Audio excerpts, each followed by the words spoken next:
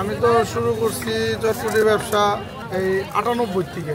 চটপটি ব্যবসাটা আমি তো ওরকম পড়ালেখা শিখি নাই, দেখলাম চটপটি ব্যবসাটা সহজ। আমি যখন প্রথম ব্যবসা শুরু করি তখন তো ওরকম দেলোয়ার ভাইকে কেউ চিনত না। এমন দিন গেছে কোনো দিন 50 টাকা 100 টাকা বিক্রি করছি, ওই তখন 2 টাকা প্লেট চটপটি, 20 প্লেট 30 প্লেট এরকম, আবার কোনোদিন বেচতে পারি নাই। তো এখন মাশাআল্লাহ মনে করেন 200-300-400 প্লেট চটপটি মানুষে খায়।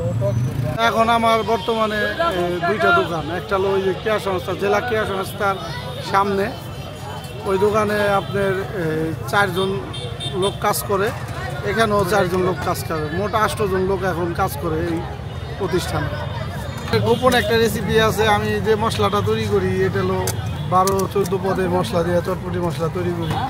আমার খাবারটা আমি নিজেই ফ্রেশ খালি বলি না, আমার খরিদ্দারের যে বিশ্বাস যে দেলোয়ার ভাই আমাদের কখনো খারাপ খাওয়াইব না এবং কি নোংরা কোনো জিনিস, বাজে কোনো জিনিস খাওয়াইব না, এই খরিদ্দারের উপরে ডিপেন্ড করে আমিও নিয়ত করছি যতদিন ব্যবসা করুন মানুষে ভালো খাওয়াবো। 2007 সালে রাগ করে একজনের সাথে রাগ করে বিদেশ গেছিলাম, 9 মাস ছিলাম, তারপরে এসে সেই আবার আগের বিজনেসেই শুরু করছি।